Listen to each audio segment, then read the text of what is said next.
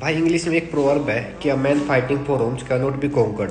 मतलब जो आदमी अपने घर को बचाने के लिए लड़ रहा है ना, आप उससे कभी भी नहीं जीत सकते। और ये जो प्रोवर्ब है एक क्लासिक एग्जांपल है जो वियतनाम वर्सेस यूएसए की वॉर हुई थी उसके लिए।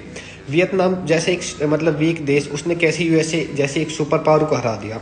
और हालांकि उनके पास डिफेंस बजट देख लो आप यूएसए का, या फिर उनकी आर्मी देख लो, एयरफोर्स देख लो, अनबीटेबल है। लेकिन फिर भी वियतनाम ने उनको कैसे हरा दिया, तो मैं इसके पीछे का आपको मेन मेन रीजंस बताता हूँ।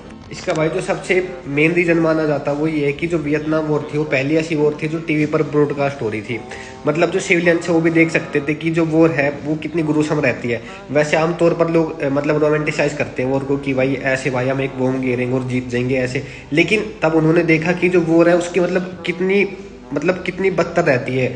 वॉर एक कि सिविलियंस है उनको मारा जा रहा है, बच्चे हैं उनको मारा जा रहा है, गांव के गांव को जलाया जा रहा है। तो ये सब चीज़ें ना, फिर जो सिविलियंस लोग थे उन्होंने मतलब प्रोटेस्ट कर दिया यूएस गवर्नमेंट के खिलाफ कि जो हमारे सोल्जर्स हैं वहाँ पे बेफालतू में मारे जा रहे हैं, तो उनको वियतनाम से वापस लाओ।